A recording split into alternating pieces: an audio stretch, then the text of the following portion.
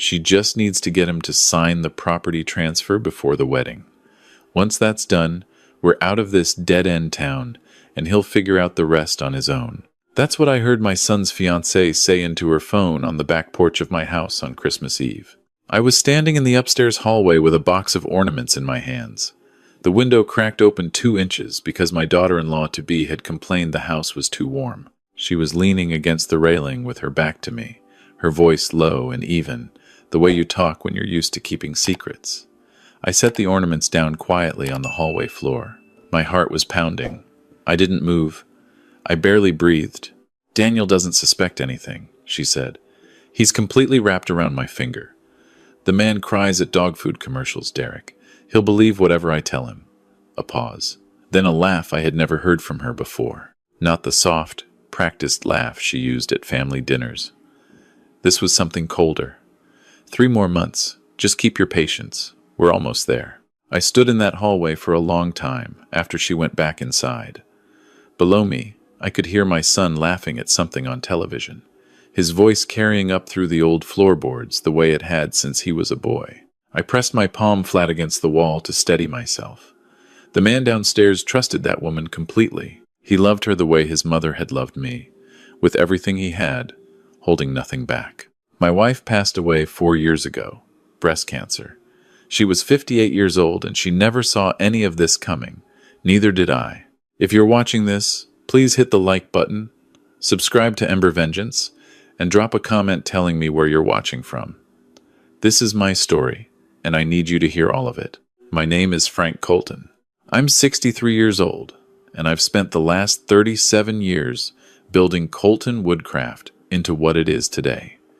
We started as a 2-man shop in a rented garage in Knoxville, Tennessee. My wife Sandra and I ran the books out of a 3-ring binder. We worked nights and weekends. We missed birthdays and school plays and more than a few anniversaries. By the time Sandra passed, Colton Woodcraft employed 41 people and supplied custom furniture to hotels, restaurants, and design firms across the Southeast. Our facility sat on 18 acres of land outside Knoxville that I had bought piece by piece over 20 years. It was hers as much as mine, maybe more. My son Daniel is 32. He came into the business right after college, the same way I would have wanted but never asked for. He started on the shop floor, learning every machine, every joint, every finish.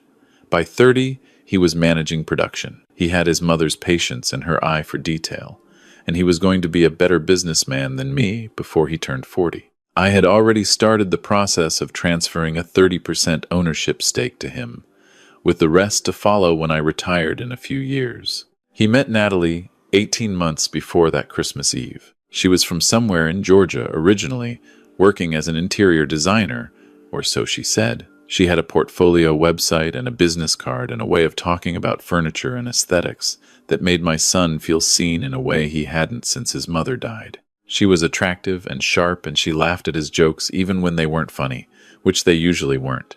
He was completely gone within 3 months. I had been cautious, not hostile, just cautious. A father pays attention to certain things. The way a person looks at a room when they think no one's watching, the questions they ask about money and assets, the speed at which they push a relationship forward. But I had no real evidence of anything wrong. She was warm to me at family dinners. She remembered my coffee order. She cried at their engagement announcement in a way that looked entirely real.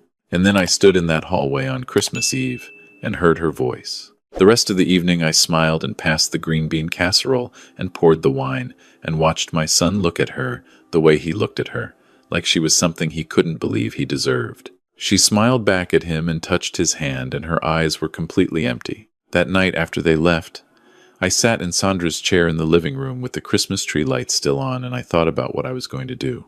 I was 63 years old, and I had been through enough of life to know that the worst thing I could do was act on anger. The best revenge, I have always believed, is the kind that is patient, precise, and leaves no room for error. The day after Christmas, I drove to Daniel's apartment on the west side of Knoxville. Natalie's car was gone. Good. My son answered the door in sweatpants and a flannel shirt, surprised but happy to see me.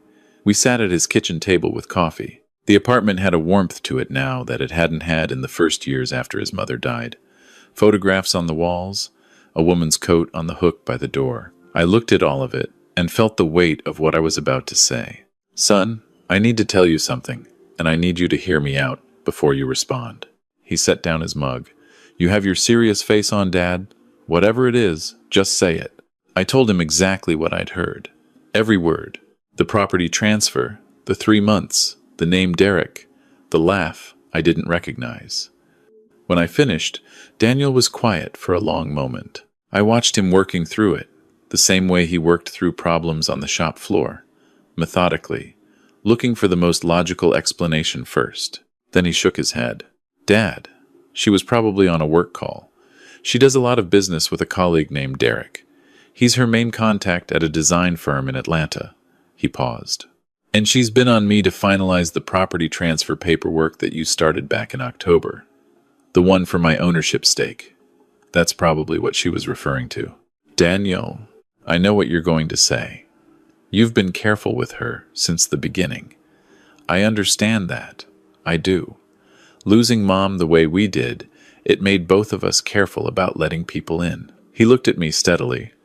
But Natalie is not a bad person. She is the first good thing that has happened to me in 4 years, and I need you to be my father right now and trust my judgment. I drove home with my hands tight on the wheel. He had taken a thread of truth, the real Derek in Atlanta, the real paperwork, and used it to weave something that let him keep believing. Love makes people brilliant at that. I had 2 choices. I could walk away and hope I was wrong, or I could find out the truth and be ready for whatever it was. I have never been a man who walks away. I called Earl Hutchins the next morning.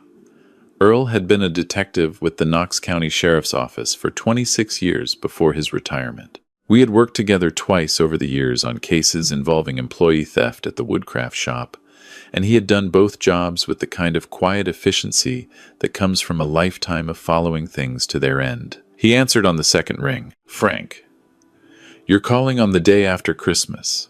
This better be serious. It's about my son. Oppose. Tell me. I told him everything. When I finished, Earl was quiet the way experienced investigators get quiet. Not absent, but focused. That's a thin thread to pull on, he said. But I've seen thin threads unravel entire lives before. Give me 2 weeks. Don't say anything else to your son. Don't change your behavior around her. Act completely normal. I can do that. And Frank, prepare yourself for the possibility that I find nothing and you owe your future daughter-in-law an apology. I know, I said.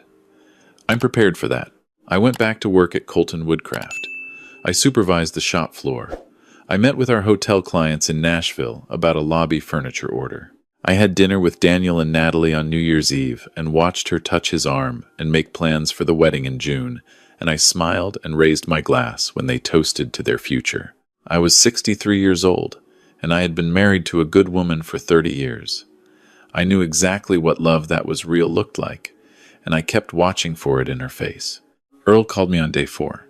The Derek on her phone is not a colleague from Atlanta. My stomach dropped. Who is he? His name is Derek Voss. 31 years old, currently renting a furnished apartment in Chattanooga under a lease that started 2 months ago. Before that, he was in Atlanta, and before that, he was in Birmingham. He and Natalie Graves have known each other for at least 5 years, based on what I've found so far. They were photographed together at a bar in Atlanta 18 months ago, which is right around the time she started seeing your son. Earl paused. I want to be clear, Frank. At this stage, this is circumstantial. She may have an ex she's still friendly with. It happens. Keep going, I said. Day 9. She doesn't have an active interior design business. The portfolio website was created 14 months ago. The company she lists as her primary client, it dissolved 8 months before she says she started working with them. She has no professional license on file in Tennessee or Georgia. I sat down in my office chair and stared at the wall. What does she do for money? That's what I'm still working on, Earl said. But I'll tell you this. The apartment in Chattanooga where Derek Voss is living, the lease is paid monthly by a credit card in Natalie Graves' name.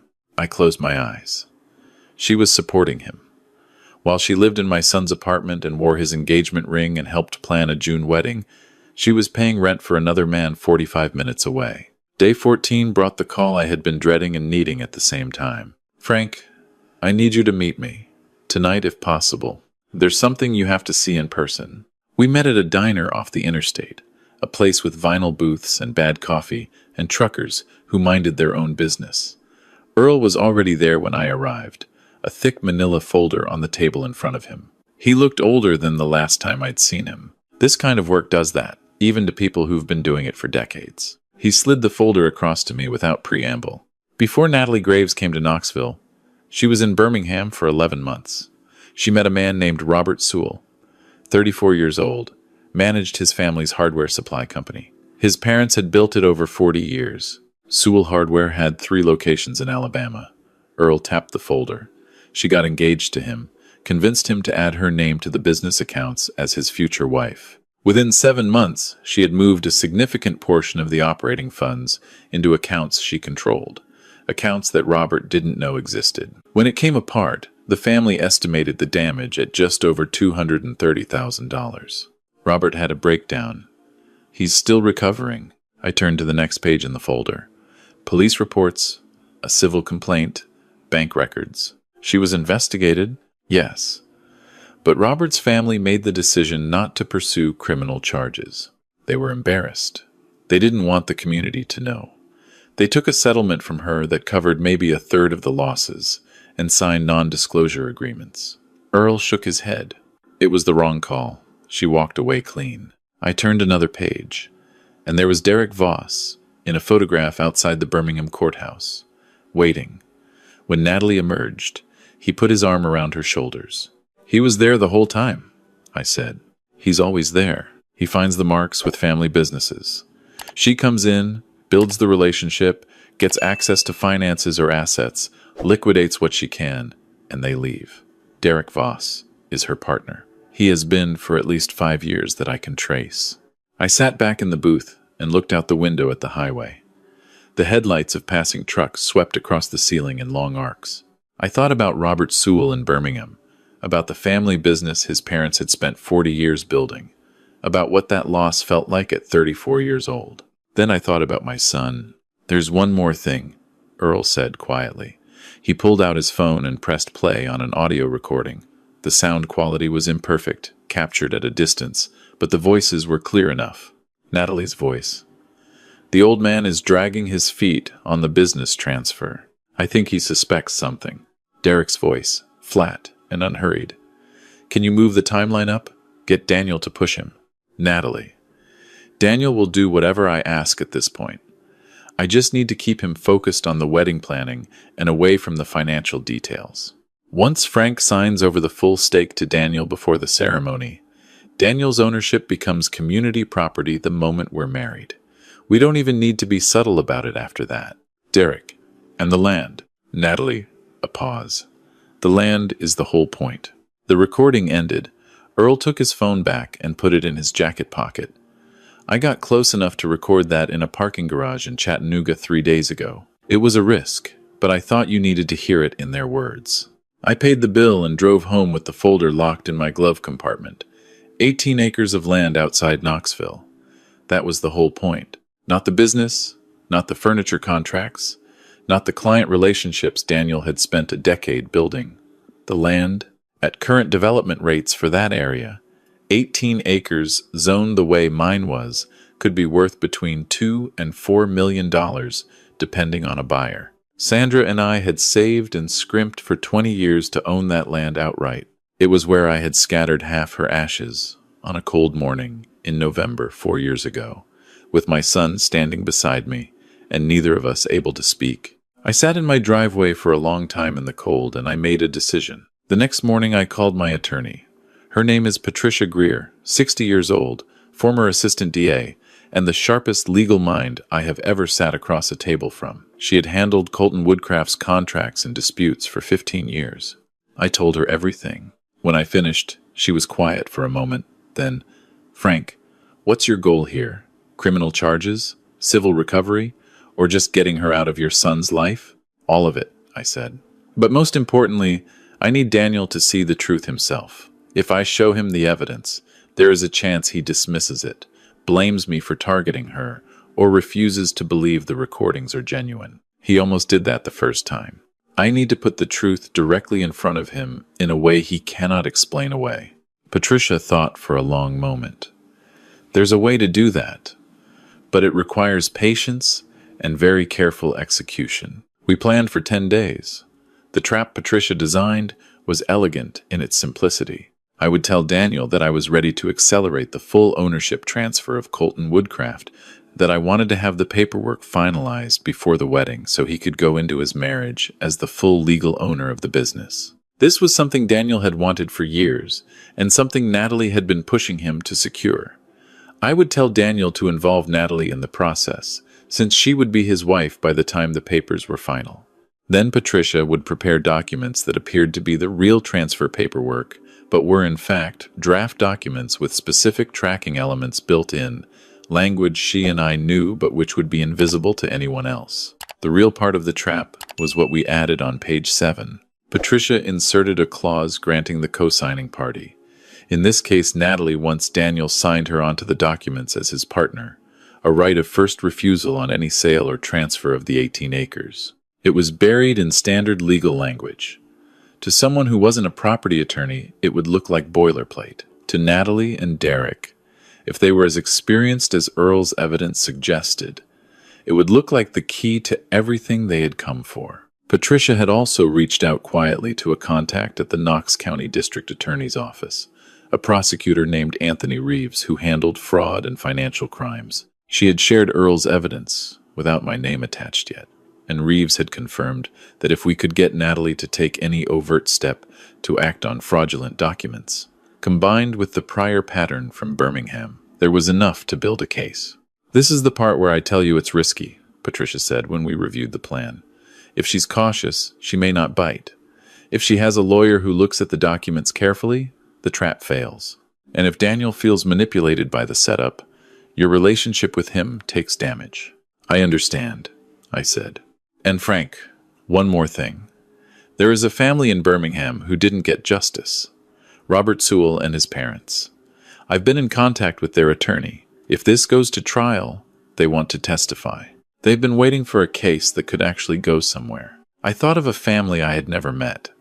3 people who had spent years carrying the weight of what had been done to them in silence. Tell them," I said, "that they won't have to wait much longer." I called Daniel on a Tuesday evening. I kept my voice even and warm the way I'd learned to do in these weeks of waiting. "Son, I've been doing a lot of thinking. I want to finish the ownership transfer before the wedding. You've earned it. And I want you going into your marriage with everything secured." Daniel's voice lit up the way it used to when he was young and I'd come home early enough for dinner. "Dad, that means everything to me. Really, I'd like to include Natalie in the process," I said. "She's going to be your partner in life. She should understand the structure of the business." There was a warmth in his voice when he responded that cut right through me. "She'll appreciate that so much. You have no idea how much it means to her that you're coming around." 3 days later, the 4 of us sat in Patricia's conference room. Daniel in the chair next to mine, Natalie across from me, Patricia at the head of the table, completely composed. I watched Natalie's eyes move across the documents with a speed that confirmed she understood more about asset transfers than any interior designer I had ever met. She asked 3 specific questions, all of them focused on the timeline and the finality of the transfer. She did not ask a single question about the furniture business itself. When she reached page 7, her eyes slowed down. I watched her face. For just a moment, something moved behind her expression. Not greed exactly, more like recognition, the look of someone who has just found what they came looking for. She looked up and smiled at me. "This is so generous of you, Frank. Really?" I smiled back. "Family is everything to me, Natalie." She took a copy of the documents home that evening. Daniel texted me that night. "Dad," she cried on the way home. She said she finally feels like she belongs. Thank you for giving her that. I sat with that text for a long time. 6 days later, Patricia called me at 7 in the morning. She contacted a title company in Atlanta, Patricia said. Using the document we gave her, she submitted an inquiry about the property transfer value of the 18 acres and asked about the process for exercising a right of first refusal on a pending sale. The title company flagged it as irregular and called the number on the document, which routes to my office. My grip on the phone tightened. She moved on it herself, without telling Daniel, without consulting you.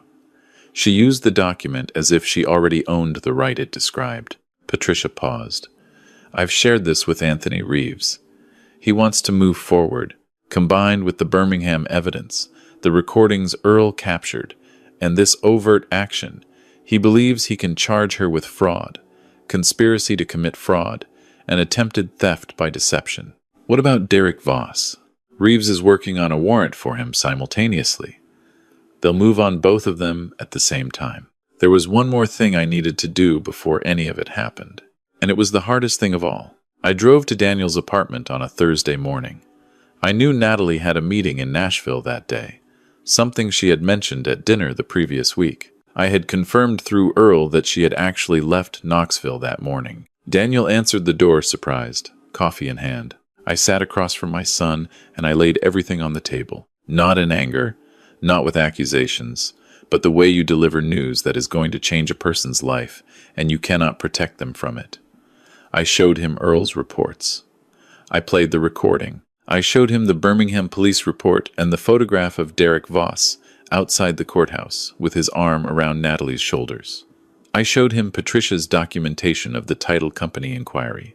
Daniel didn't speak for a long time. He got up and walked to the window and looked out at the street below.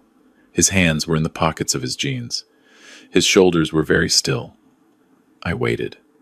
Outside, a car passed. A dog barked somewhere on the block. When he turned around, his eyes were red. She had Derek's number saved in her phone as Decorator Vendor D, he said quietly. I saw it once.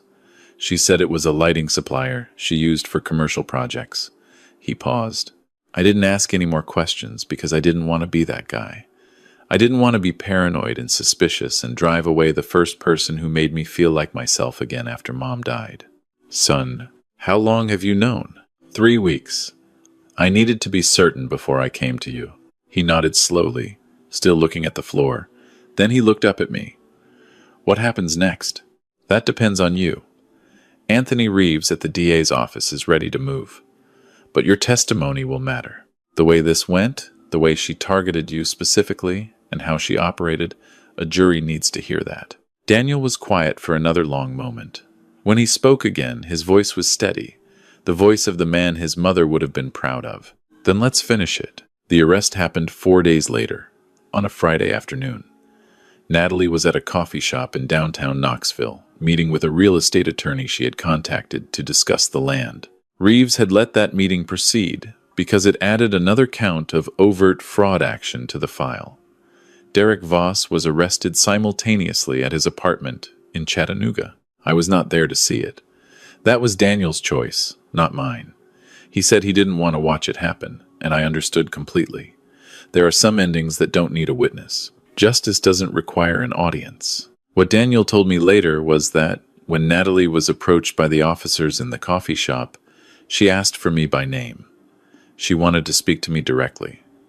The officers told her that wasn't an option. I was told she remained composed right up until they put the handcuffs on. That, I believed.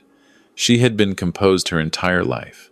It was the one real thing about her. The trial took place over 3 weeks in the fall. Patricia represented me and Colton Woodcraft in the civil proceedings that ran alongside the criminal case. Reeves prosecuted Natalie and Derek Voss jointly. The courtroom was full every day. The kind of full that a small city generates when a story touches something true about what people fear for their families. The Sewell family came from Birmingham. Robert Sewell was quiet and precise on the stand, describing in plain language what the loss of $230,000 had meant for a business his parents had operated for 4 decades. His mother had been prepared to testify as well, but her health had declined and she was unable to travel. Her written statement was read aloud by Reeves, and the courtroom was very still while he read it. Daniel testified on the second Tuesday of the trial. He sat in the witness box in a suit his mother had always liked, navy blue with a narrow lapel. and he spoke clearly and without drama about what had happened and how it had felt. He described the first conversation I'd had with him, the one where he'd sent me away. "My father came to me with the truth," he said, "and I chose what was comfortable over what was real. I'm not sure I'll ever fully forgive myself for that, but I'm grateful he didn't stop." He paused. He never stops. I looked down at my hands when he said that. Derek Voss took a plea deal in the second week and testified against Natalie in exchange for a reduced sentence. He was calm and detailed on the stand, the way people are when they have decided to save themselves. He described the Birmingham operation. He described the planning that had gone into targeting Daniel. He confirmed that the primary objective had always been the land.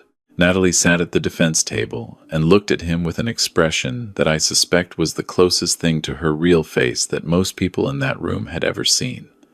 Not rage, not grief, just a cold, flat evaluation, the look of someone recalculating.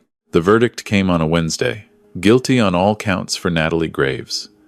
Conspiracy, fraud, attempted theft by deception. The judge sentenced her to 9 years in federal prison, with full restitution ordered to the Sewell family and to Colton Woodcraft for legal and investigative costs. Derek Voss received 4 years under his plea arrangement. As the bailiffs moved toward her, Natalie looked across the courtroom to where I was sitting. I held her gaze. I did not look away, and I did not look triumphant. There was nothing to be triumphant about. She had walked into my son's life and taken 2 years of it, and she was going to prison, and somewhere in Birmingham a family was still counting the cost of what she had done to them. That is not a victory. That is just the end of something that should never have started. I nodded at her once, very slightly. She looked away first. Outside the courthouse, Daniel and I stood on the steps in the October sunlight. The trees along the street were turning, orange and gold, the same colors they'd been the first evening I'd heard her voice on that porch. He had his hands in his coat pockets, and he was squinting into the sun the way his mother always had. The same angle, the same slight furrow. "You okay?" I asked. He thought about it honestly, which was always his way. "Not yet, but I will be." We drove back to the Woodcraft facility together. I wanted to show him something. We walked the shop floor the way we had 100 times. Past the panel saws and the lathe stations and the finishing room that still smelled the way it had the first day we'd opened. The guys on the floor nodded as we passed. Most of them had been with us for years. In the spring, Colton Woodcraft signed the largest contract in our history. A hotel group out of Nashville wanted custom furnishings for 3 new properties across Tennessee. Daniel led every meeting. He designed the production schedule, managed the supplier relationships, and delivered the first installation on time and under budget. The hotel's interior director called me personally to say it was the finest work she had encountered in 20 years in the industry. I attended the installation walkthrough at the Nashville property on a Thursday morning. Daniel was there with a small crew, doing the final adjustments, and I stood in the back of the lobby and watched him work the way he worked. Focused and easy. A man completely at home in what he was doing. At one point, he caught my eye from across the room and held up his thumb. I held up mine. On a Sunday evening in late November, we sat on the back deck of the house outside Knoxville, the 18 acres spreading out in front of us in the last light. The grass had gone gold, and the tree line at the far edge of the property was dark against a pale sky. Daniel had a beer. I had coffee. We didn't say much. There wasn't much that needed saying.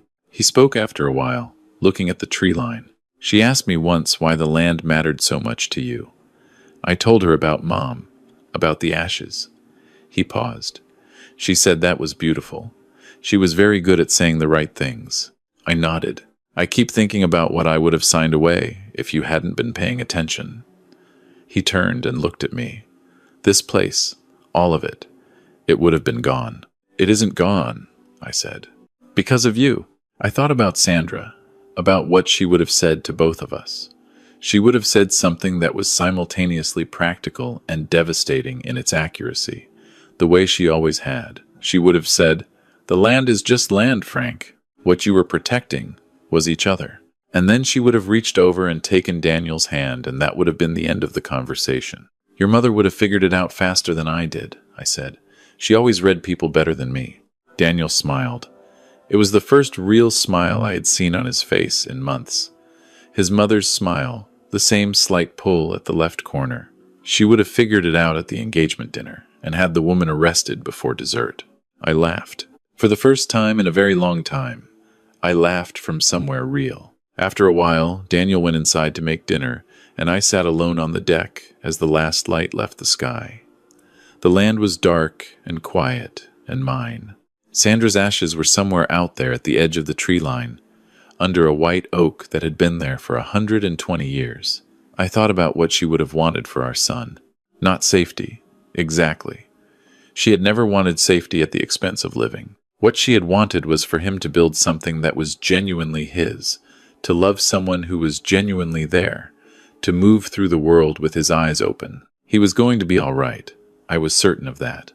Not unchanged, not without the marks that a year like this one leaves on a person, but all right in the way that matters. The kind of all right that comes from having gone through something real and found out what you're made of. I have been asked many times, in the months since the trial, whether I felt guilty about setting a trap, about using deception to expose deception. I have thought about that question carefully, and my answer is no. I feel no guilt about it. What I used was not deception in the sense of cruelty or exploitation. What I used was the knowledge that predators make their moves when they believe they are safe, when they believe they are dealing with someone who does not see what they are doing.